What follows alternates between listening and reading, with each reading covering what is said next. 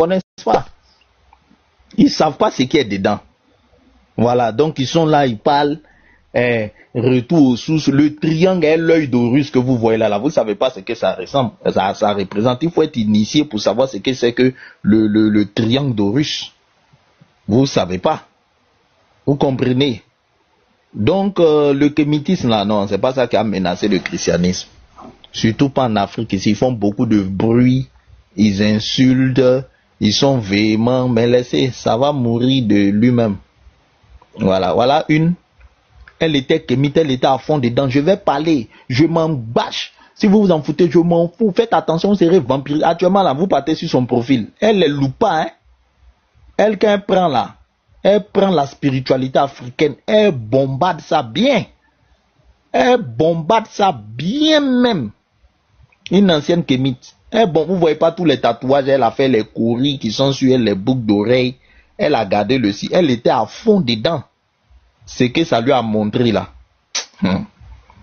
On vous dit, venez à Jésus, laissez vos satans et vos sorcelleries là, ça va pas vous faire du bien. Vous comprenez pas. Allez-y. D'après quelqu'un, c'est Django, il veut, non? Laissez-le, il va partir. Les frères, prenez la parole. C'est qui le vrai Jésus? C'est consensus encore, tu es venu à le vrai Jésus. Et puis tu chantes ta voix. Oh, comment non? Faut te imiter là-bas. Shalom. Quand tu te mites, toi, tu es musulman, tu te mites. Shalom, mon fils, le fils très haut. Ça fait un moment, ça fait longtemps que tu n'es pas là, hein? Tu nous as manqué. Ouais, ça va, frère. Je ne vais pas trop durer aujourd'hui. Ouais, je sais, tu nous as manqué beaucoup. Hein. Il a embrouillé, Charisme l'a redressé là. Il allait prendre compte le vrai Jésus. Il vient changer sa voix. Bonsoir. Un faux type. Ouais, je vais dire un truc hein, aux chrétiens qui sont là, aux frères et sœurs chrétiens. Moi, je publie hein, les frères et sœurs là. Républier les vidéos là, ça ne prend même pas une seconde. Même pas 10 secondes pour républier. Juste assez de vidéos pour les publier, même pas 10 secondes. Républier des vidéos. Quand ça sort, vous républiez, ça part de gauche à droite. Et ceux qui n'ont pas des abonnés là, quand vous républiez là, il y aura des gens qui vont s'abonner à vous. Vous aurez aussi ça en fait quoi le but. Il faut beaucoup républier. Moi ça c'est mon deuxième compte. Hein. Vu que les musulmans il y a les gens qui prennent mon compte aussi. Celui-là je l'ai créé il n'y a même pas 3 semaines. Là je suis à 800. Parce que j'ai républié beaucoup de vidéos. Là je suis à 800 et quelques. Je l'ai fait il n'y a même pas 3 semaines. Donc voilà quoi ce que je voulais dire. Et puis je dis, hein, ouais, je le dis encore, hein, ouais, les ancêtres là, moi je sais pas qu'est-ce que vous avez dans la tête quoi. Donc à part aller chier dans les champs des gens, à part d'aller un Africain intelligent à l'école, vous êtes là pour nous. En fait, vous serez là nous pour aller faire du mal à des gens. Et vous nous envoyez de les adorer. Laisse, on va avancer, il faut les laisser mon frère. Ok, bah je vais mettre parce que là je vais mettre. Quand ça suit le faux type là, il vient avec contre le vrai Jésus, il vient bonsoir. Et tous les commis sont ballonnettes, Seigneur. Et dès qu'il s'est démuté, bonsoir, il dit consensus, tu es venu à l'autre côté, il est là, il rit. Des faux types. Vraiment. Hirokin, shalom frère. Comment ça va? Ouais, shalom grand. Voilà, en tout cas ça fait un bail, moi je voulais te saluer. Merci. Ça va? En tout cas, ouais, ça va frère. En tout cas, bon retour. Merci, sois béni. Mais, Maman Leslie. Garizim, oui, vas-y, tu n'as pas fini. Frère Garizim, c'est le gars que... Et c'est pas hier nuit, jusqu'à quelle heure, à qui on était là, consensus là. Non, c'est ce matin. Il avait été fatigué encore. Non, c'était hier, en tout cas, non, j'ai vu le fichu, hein. Je l'ai vu sur le panneau du fils. Je suis monté encore pour lui poser la même question. Il n'a pas répondu. Je laisse la parole.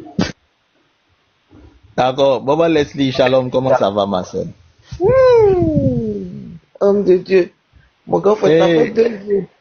Pardonne-moi mes péchés. On ne fait pas comme ça, non. Pardonne-moi mes péchés. Tu donnes Mohamed dit, je ne vais pas te pardonner ça. Et vraiment, il n'est pas droit au paradis, tu m'envoies sur le pont Sirat. Non, tu vas rester, t'inquiète pas. Amina. J'ai écrit, mais tu me réponds pas. J'ai dit, j'ai dit, même sur TikTok. Quand il vient comme ça que pasteur maintenant en live là, je mets shalom à tous, machin, en même temps, je gagne temps. Et j'avais pas le temps. Moi, je remarque, quand elle n'est pas là, bon, le frère, moi, je descends, shalom, ma sœur, Leslie, shalom, moi, je descends. Donc, nous disons que non, Jésus-Christ, Wakuba, Allah, amen. Il n'a qu'à venir dans la création. Il ne va plus retourner. S'il descend dans la création, il ne va plus retourner. On va le tenir ici. Il n'a qu'à essayer de descendre dans la création. Je t'explique, Allah, il a peur des femmes. S'il descend sur la création, là, il risque de tomber amoureux, de prendre 72 go. Donc, il préfère rester là-bas. À côté de ça, il ne veut pas venir ici. D'accord, fils. Vas-y, je suis juste monté te saluer et puis te dire aussi. Merci, ma sœur. Tes prières, que le Seigneur te bénisse et qu'il augmente encore. Amen. La sagesse, je ne vais pas entrer dans les détails, mais qu'il te donne toujours la maîtrise et puis beaucoup de sagesse encore. Le reste, on geste en inbox. Si y a témoignage, envoie-moi ça inbox. Sois béni, ma soeur. Tu vois ça, non? Tu es là, tu ne réponds pas. Oh. Je vais répondre. C'est maintenant que tu as dit les bonnes nouvelles. Je vais répondre. Envoie un inbox. Envoie un inbox, ma soeur. Je vais répondre même, vite même. Je vais répondre. D'accord, shalom, fils. Le Seigneur nous bénit. Garizim a s'est recouché. Garizim. Ouais. Esprit. Shalom. Shalom, frère. Bonsoir à tout le monde. Comment vas-tu? Ça va bien, non? Dieu fait grâce. Amen. L'homme est allé. On dit quoi? Quelles sont les nouvelles? Mon cher, l'homme est allé faire ses recherches. L'histoire je me suis appuyé sur la parole de Jésus en disant que le salut vient des Juifs. Moi maintenant, j'allais faire mes recherches, je suis tombé à faire des cabales, mon frère. Tu es allé loin. Reviens. Faut pas aller là-bas. Non, il n'est pas bien parti là-bas. Non. Je cherchais dans mes recherches sur des documents là. Et je suis tombé sur, il y a le psaume 151. J'ai regardé le psaume 151. Je regarde dans la Bible, ça s'arrête à 150. Je dis, mais il y a quel mouvement? Donc, je me posais des questions. C'est un psaume, mais ils ont inventé, mais c'est quoi? Mais, tu sais, dans tout ce qu'ils font, les gens de Kabbale, là, tout ce qu'ils font, ils reconnaissent que Jésus est Dieu. Non, je vais t'expliquer la base de la Kabbale. Moi, je vais te montrer un petit truc de la Kabbale qui marche. Si tu es en train de manger avec quelqu'un, et puis la personne a avalé un os, et puis l'os là est coincé dans sa bouche, os de poisson. Si le poisson est toujours dans l'assiette, tu prends un des os du poisson, tu mets ça sur sa tête, et puis tu prononces, c'est en araméen, tu prononces hat nahit bala hat, os là va sortir. Tu sais, la Kabbale a été développée pendant le siècle de silence. Tu sais, après Malachi, après le prophète Malachi, pendant 400 ans, Dieu ne parlait plus en Israël. Et c'est là que les rabbins juifs vont développer la Kabbale. Il y a l'ésotérisme et la mystique juive. C'est ça. Comprends un peu. Je ne vais pas rentrer dedans. On va te parler des séphirotes. Il faut étudier les séphirotes si tu veux. C'est là de manipuler les entités spirituelles pour obtenir ce que tu veux. Tu comprends un peu? Mais c'est très dangereux. Et puis il faut savoir qu'il n'y a plus de vrais kabbalistes.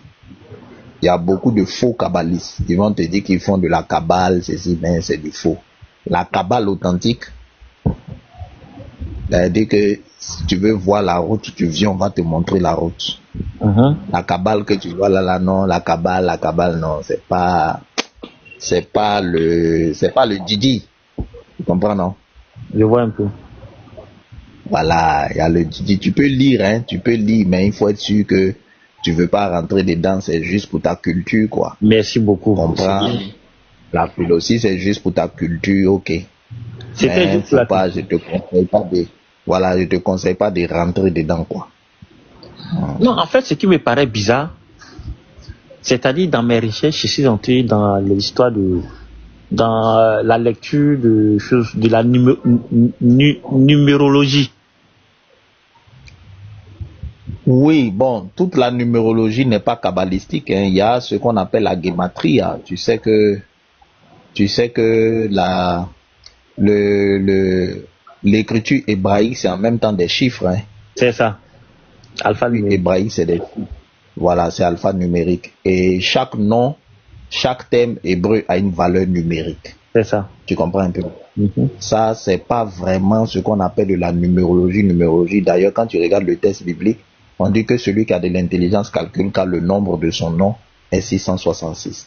Voilà, ça te parle, c'est la gematria. Tu comprends? C'est la gematrie, c'est le texte. On utilise des fois l'hébreu aussi, la gematria, pour interpréter le texte biblique. C'est-à-dire, il y a une corrélation entre les noms qui ont la même valeur numérique. Ça, c'est pas vraiment de la main. La Kabbale, c'est un mélange. Je veux pas rentrer dedans. Tu vois un peu, non? Oui. Je conseille pas de rentrer. Je conseille pas de faire de la. Voilà. C'est pas rentrer dedans. Voilà, si c'est pour ta culture, tu peux lire. Moi, tu me connais. Hein, de là où moi je viens, moi, j'ai pas peur. Moi, j'aime la culture. Voilà, j'ai lu beaucoup de choses. Tu peux lire pour te cultiver, comprendre. Voilà, mais sois prudent, quoi. Parce que souvent, quand tu lis, quand tu vas rentrer dans les lectures à profondeur, la tentation de pratiquer vient. Parce que la Kabbale se base sur des enseignements en griffe biblique. Tu comprends un peu? C'est ça. Voilà, des enseignements bibliques. Donc, tu vas avoir l'illusion ou l'impression que c'est pas quelque chose de mauvais en tant que tel. Tu comprends? Puisque beaucoup d'enseignements profonds kabbalistiques sont tirés de la Torah, des écrits bibliques. Est-ce que tu comprends? Beaucoup de la Torah. C'est ça. Il y a vu même le livre même des Esther. Voilà. Ils sont beaucoup dans l'Apocalypse. Voilà, beaucoup de la Torah, de la gematria, de l'Apocalypse, donc tu vas avoir l'impression que voilà, c'est la Bible en profondeur. Attention. Attention. J'ai compris bien cette partie-là. J'ai compris beaucoup cette partie-là où ils voient que ils prennent des versets bibliques pour faire des prières et après ils laissent ça, ils rentrent maintenant dans eux-mêmes leur propre enseignement. J'ai dit mais ouais. On va te montrer que le texte hébraïque là, il y a quand tu prends certains versets de la Bible en hébreu, on peut réécrire ça. On peut réécrire le même verset d'une certaine manière, ou bien le lire dans un certain sens à l'envers, ou bien te lire ça dans un certain sens en diagonale. Tu comprends? C'est ça. Ça te donne d'autres informations. Donc tu vas te dire que c'est la Bible, c'est pas grave. Mais attention. Voilà, attention. C'était juste une curiosité de pouvoir lire les trucs là. C'est pas mauvais. Si tu as la maîtrise de toi, que tu connais tes limites, tu es solidement ancré en Christ, tu sais faire le tri de ce qui est bon et de ce qui n'est pas bon, c'est pas mauvais. Voilà, c'est bon de se cultiver. J'ai pris au moins une semaine en train de dire ça. Et je vois, ils expliquaient que vraiment, le passage du Christ a laissé beaucoup de traces dans le monde spirituel. Et que, d'après eux, ils ont accaparé de sa connaissance et aussi de ce qu'il a laissé pour pouvoir développer eux les sciences. Donc, si vous reconnaissez, parce qu'ils disent que le Christ, quand il prie là, quand il finit par exemple le psaume 51, ils disent maintenant au nom de Jésus-Christ de Nazareth, il dit, aïe, vous êtes dans quoi? Restez dans votre Kabbale là, mais pourquoi c'est ce nom vous prononcez encore? Pourquoi c'est dit? Mais parce que il y a ce qu'on appelle, les Indiens appellent ça le mantra. Hein? Il y a des vérités spirituelles. Tout nom a une énergie. Ça, c'est une vérité qui est spirituelle. Oui, oui. Voilà, il y a des choses. Regarde, par exemple, je vais te dire quelque chose. On dit, le péché, on te dit, c'est la transgression de la loi. Celui qui pêche doit mourir. Christ est mort, il nous a rachetés. Tu vois, non? C'est ça. Mais comment Christ a porté nos péchés? Comment? Tu as vu, non? Comment il y a eu transfert? C'est quoi le péché? Pour que le péché soit expié, il faut qu'il y ait transfert. Il faut que le sang verse. Tu vois que souvent les musulmans posent cette question, non? Ils posent cette question. Hein. Ça, les gens ne le comprennent pas. Aïe, j'ai fait quelque chose, j'ai menti. Si j'ai menti, bon, Dieu peut me dire tu as menti, il me punit, j'arrête de mentir, c'est fini, je suis sauvé. Mais pourquoi? Pour que je sois lavé du mensonge là, faut que le sang verse. C'est un mensonge. Bon, j'ai cessé de mentir, c'est bon, je mens plus, c'est fini. Tu comprends ce qu'il dit, non? C'est ce que l'islam prêche. L'islam dit que tu fais du mal, tu arrêtes de faire du mal, tu commences à faire le bien, tu seras sauvé. La Bible dit non. Il faut accepter Jésus. Parce que le salaire du péché, c'est la mort. Mais la mort. La Bible ne va pas t'expliquer pourquoi. Pourquoi il faut mourir quand on pêche. Tu comprends, non? Pourquoi l'expiation doit passer par le sang versé? Il y a quelque chose de mystique. Je ne sais pas si tu comprends ce qu'il veut dire. Il y a quelque chose de mystique dans le sang. Voilà pourquoi. Mais ça là, il faut avoir certains enseignements, certaines notions pour comprendre ça. Comment ça se fait que quelqu'un qui a commis adultère, quand il met sa main sur la tête d'un animal et qu'il se confesse, j'ai commis adultère, on te dit que son péché est transféré dans l'animal là. Et on tue l'animal. Si le sang de l'animal verse, c'est fini, le péché là est parti. Ou bien le péché là est couvert. Bon, pourquoi il doit mettre sa main sur la tête de l'animal? L'animal peut être arrêté au loin et puis il parle. Mais dans ces rapports, ici l'animal. Pourquoi il doit mettre sa main sur sa tête? Ça peut faire le transfert. Pourquoi un mouton? Pourquoi un mouton? Est-ce que tu peux m'expliquer pourquoi un mouton? Alors, pour moi, le mouton, bon, pour moi, hein, quand je il y a beaucoup d'animaux, sur la terre. Pourquoi pas un sanglier? Pourquoi pas dindon? Pourquoi pas pourquoi mouton? Porc. Pourquoi pas poulet? Pourquoi mouton? Ça, c'est une vraie question. Il y a quoi dans le sang des moutons là? Et puis on peut pas prendre poulet, on peut pas prendre sanglier. Sang, c'est sang. Même cabri, même qui est mouton. Pourquoi on ne prend pas cabri? Pourquoi on ne prend pas... Voilà. Et puis pourquoi, pour expier le péché du peuple, il faut envoyer un bouc dans le désert? C'est quoi ces rituels-là? Pourquoi faut immoler un bouc dans la présence de Dieu? Puis il y a un autre bouc, on lui impose les mains et puis on l'envoie dans le désert. C'est quoi ça? Tu vois, non? Oui, donc oui. Il y a des choses qui sont des choses mystiques. J'utilise le mot mystique et le mot mystique n'est pas bien placé, mais j'utilise ça pour la compréhension. Tu vois, non, mystique dans le sens de c'est caché. Tu comprends un peu, non? On ne te donne pas l'explication, mais on te dit qu'il faut faire ça. Bon, Jésus, il est mort depuis longtemps. Il n'est plus là pour dire que j'allais le toucher et puis confesser mon péché sur lui. Mais il est au ciel là. Si je l'accepte, que je confesse mon péché, que je renonce, Seigneur Jésus, je te reconnais comme Seigneur et Sauveur personnel. On dit sacrifice qu'il a fait à la croix là. Mon péché que je fais là est transféré sur lui et puis l'esprit qui en moi devient un nouveau esprit. C'est quoi ce truc mystique là? C'est que pour moi, c'est que son sang existe toujours en fait. Mais comment? Tu vois que je suis en train de te dire que c'est quelque chose de mystique, tu peux pas expliquer. C'est quelque chose de mystique. Voilà. Mais il y a une explication. Son sang parle toujours. Il y a une explication. Voilà, il y a une explication. Il y a une explication. Il y a une explication rationnelle, il y a une explication de ça. Ah, c'est vrai. Hein. Voilà, il y a une explication. Sinon, Dieu ne va pas te dire, il faut faire ça. Pourquoi? L'humanité a péché. Dieu, il est Dieu. Il pouvait décider que, bon, je vous pardonne. J'oublie vos péchés là, c'est fini. Mais Dieu a créé le monde comment? L'homme est fabriqué comment? Et puis péché là. Pour que Dieu pardonne, il faut que quelqu'un meure. Pourquoi? Une bonne interrogation. Il y a quoi dedans? Il y a quoi dans la mort là qui fait que quelqu'un doit forcément mourir pour que le péché là soit lavé? Il y a quoi? Tu vois un peu ce qu'elle veut dire, non? Je vois bien même, et ça attire aussi, ça amène aussi ce même sang de l'agneau, qui est le même sang.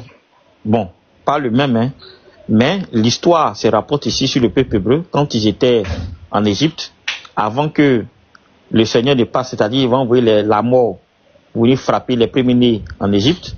J'avais qu'ils ont pris le sang de l'agneau pour mettre sur la croix. Bon, ils ont fait la croix sur les linteaux des portes où chaque juif était. Pourquoi tout ça là? Il fallait manger encore l'animal. Faut pas que ça va rester. Voilà, faut manger matin avec des herbes amères. Et puis, mais c'est quoi tout ça là? Regarde, je te raconte une histoire dans la Bible. Le Seigneur est en train de parler à Abraham dans une vision. Abraham pose une question à Dieu. Je suis loin de ma Bible, sinon il allait lire ce texte-là. Abraham pose une question à Dieu. Ils sont en train de causer. Au lieu que Dieu lui répond, Dieu lui dit non, lève-toi. Il faut prendre 2 tourtereaux, machin, coupe-les par le milieu, mets-les sur un autel. Abraham se lève, il fait ça. Quand il finit de faire ça, il tombe dans un profond sommeil et puis la prophétie continue. Pourquoi Dieu interrompt la prophétie et puis le gars doit prendre 2 pigeons, couper ça par le milieu, mettre ça truc et puis faire. Et puis maintenant il tombe dans un profond... Tu comprends ce qu'elle veut te dire? Je comprends. Je veux dire quoi? Il y a des choses, quand tu vas lire, ça va t'instruire. Comme la Kabbale, ça va t'instruire. C'est ça. Mais il faut savoir faire le tri. Merci. Tu vois où je vais t'emmener, non? C'est ça. Ça va t'instruire. Parce que c'est pas un hasard. Non, c'est pas un hasard. Dieu est en train de me parler. Je lui pose une question, Seigneur, comment cela va se passer? Il coupe vision là. Il dit, va prendre 2 pigeons. Coupe ça par le milieu, mets ça sur l'autel. Le gars va, il prend 2 pigeons, il coupe, il met par le milieu. Le feu passe au milieu. Un feu mystique, ça passe au milieu. Après ça, il dort le soir, il tombe dans un profond sommeil. La vision continue. Va en profondeur. Hey, avant, les gens là n'étaient pas simples. Hein? Non, hey. Là, on te parle de choses hautement choses. Parce que... Si tu avais te dit, non? Oui, si tu as remarqué. C'est-à-dire... Attends, je termine sur ça. Regarde Élie. Élie va en confrontation avec les prophètes de Baal. Hein? 400 prophètes. Quand il doit construire son hôtel, il prend 12 pierres. Il agence les 12 pierres. Il prend un taureau. Pourquoi un taureau? Encore ça se répète. Pourquoi pas un cabri? Il prend un taureau, il égorge le taureau d'une certaine façon. Il verse l'eau dessus d'une certaine façon. Tout ça là. Pourquoi tout ça? Ce scénario là, c'est pourquoi? Ah, c'est faux. C'est des choses que c'est la dimension mystique qui va te faire comprendre ça. Tu vois, dans ce que nous on appelle la dimension spirituelle. La dimension spirituelle va te faire comprendre le pourquoi des choses. Pourquoi on fait comme ça. Et on ne doit pas faire ça autrement. C'est des secrets cachés. Hein. C'est ça. C'est des secrets cachés. Parce que tu sais que moi, en tant que chrétien, je me pose beaucoup de questions sur les gestes et faits de Jésus. Il me reste 2 minutes. Hein, ok. Mais il doit faire ma 20, vas-y. Ok, quand je regarde, c'est-à-dire, j'ai remarqué que Jésus passait son temps à enseigner. Il passait son temps à enseigner. Et normalement, nos hommes de Dieu d'aujourd'hui là devaient même s'inspirer sur ça. Mais ils vont penser. La prière, c'est une bonne chose. Hein. Ça, moi, je ne néglige pas la prière, c'est une bonne chose, puisqu'il a dit prier sans cesse. Mais en même temps, le livre de la parole de Dieu dit que quoi? Mon peuple périt par manque de connaissances. Donc, je constate qu'il y a beaucoup de chrétiens qui n'ont pas de connaissances. Mais ils sont là, ils vont prier, vous priez pourquoi? Pour quelle chose? Mais si tu es instruit, bibliquement parlant, mais je pense que déjà même avec l'instruction, tu vas connaître beaucoup de choses. Voilà. Et cette instruction-là, en réalité, c'est pas caché. Hein. Je t'explique, c'est pas caché. Si tu étudies la Bible dans le texte hébraïque, dans le texte source hébraïque, tu vas comprendre la quintessence de certaines choses. Quand on dit mouton en hébreu, tu vas prendre le mot mouton, tu vas décortiquer les lettres, lettre par lettre. Tu vas décortiquer ça avec le péché qui est expliqué, tu vas comprendre. Tu vas comprendre pourquoi ça devait être mouton et pas cabri. Tu comprends un peu, non? Ouais, je comprends. Tout est codé. La Bible que tu vois là, quand tu lis ça en français, tu vois pas le code. Surtout la Torah là, les 5 livres de Moïse là. Quand tu lis ça en français là, tu vois pas le code.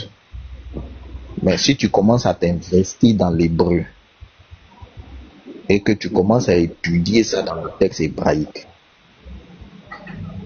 tu vois, non? Tu vas comprendre beaucoup de choses.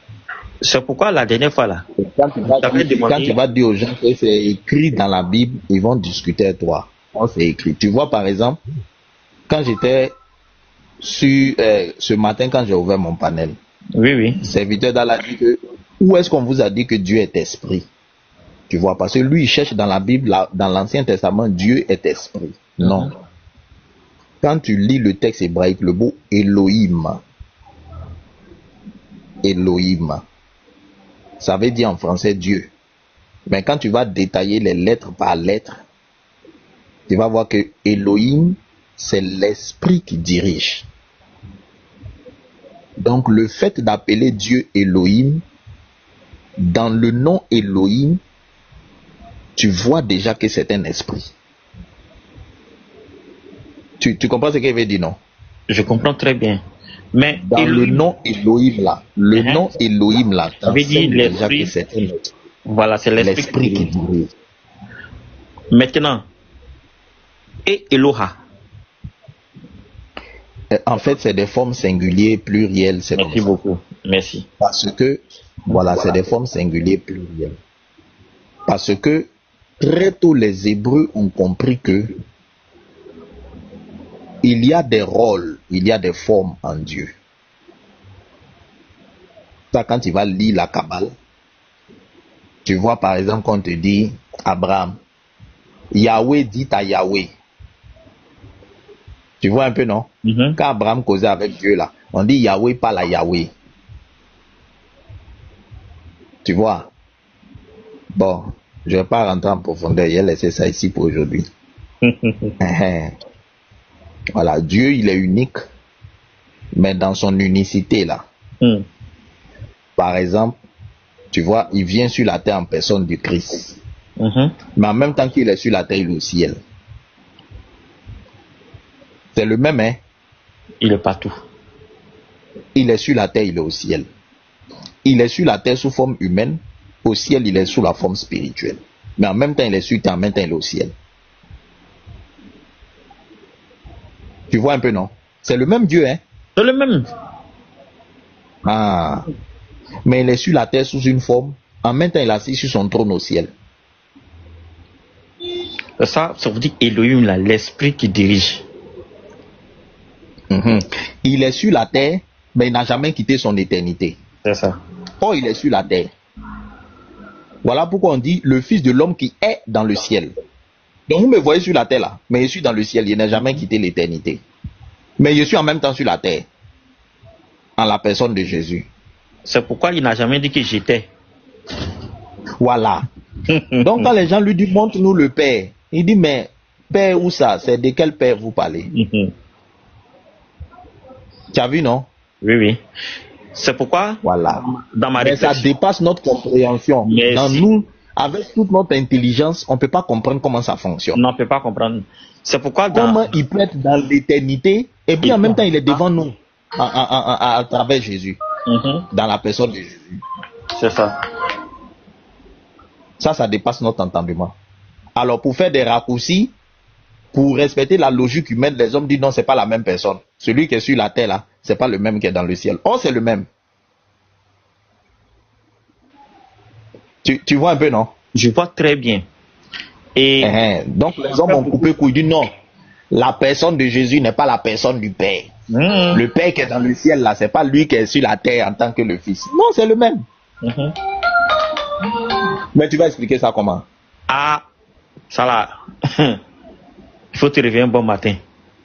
Parce que c'est ce qui a fait que moi, quand j'ai lu la Bible, j'ai fait d'autres recherches, j'ai dit, quand les gens disent que Dieu existe là, Il dit non, c'est pas bon, c'est pas ce qu'il faut dire. Parce qu'exister, c'est-à-dire, c'est quelque chose qui est déjà inspiré, ça peut s'inspirer. Donc, quand ils disent que Dieu existe, il dit moi, je suis pas d'accord. Que Dieu n'existe pas, mais Dieu, il est. Oui. Il n'a jamais dit j'étais. Il n'a jamais dit j'étais. Non, il a dit toujours qu'il est. Non, il ne peut pas se conjuguer au passé parce que le temps n'a pas d'influence sur lui. Merci beaucoup. Voilà. Où lui il est là, le temps ne s'écoule pas. Donc il n'y a pas de passé, il n'y a pas de présent, il n'y a pas de futur. Il n'y a rien de tout ça. Il y a que, voilà, il est. Il n'y a pas passé, il n'y a pas... C'est quand le temps s'écoule, voilà, c'est quand le temps s'écoule qu'il y a passé composé, il y a présent, il y a futur. Dans l'éternité, le temps ne s'écoule pas. Donc tu ne peux pas dire demain. Tu ne peux pas dire hier. Le temps ne s'écoule pas. Tu vois un peu, non? Je vois. Voilà, le temps ne s'écoule pas. Nous, on est sur la terre ici, le temps s'écoule. Il y avait hier, il y a aujourd'hui, il y aura demain. Voilà. Et le futur n'est que le passé d'un autre jour. Tu vois. Et le présent est le passé de demain. C'est ça. Mais là où Dieu est là, il n'y a pas de temps. Donc tu ne peux pas dire j'étais. Tu ne peux pas dire je serai. C'est pourquoi dans le livre de Matthieu, là, quand on l'a dit qu'il n'a même pas 50 ans, il parle d'Abraham, il n'a pas dit avant Abraham que j'étais. Il dit je suis. Oh, ça c'est un mot fort. Ouais. Ouais. D'accord, frère. Vraiment, merci beaucoup. J'ai dépassé mon heure. Il n'y a pas de souci. C'est ça, non? Voilà. Soyez tous bénis abondamment. Toi, pareillement, amen dans le nom puissant de Jésus.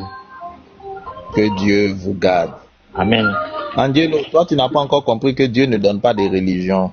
Tu n'as pas encore compris. Dieu ne donne pas des religions. Dieu s'en fout de la religion. Voilà. Dieu n'est pas là pour les religions. Le jour où tu vas comprendre ça, tu vas quitter l'islam. Dieu s'en fout pour les religions. Il n'est pas là pour les religions. Soyez bénis, les frères.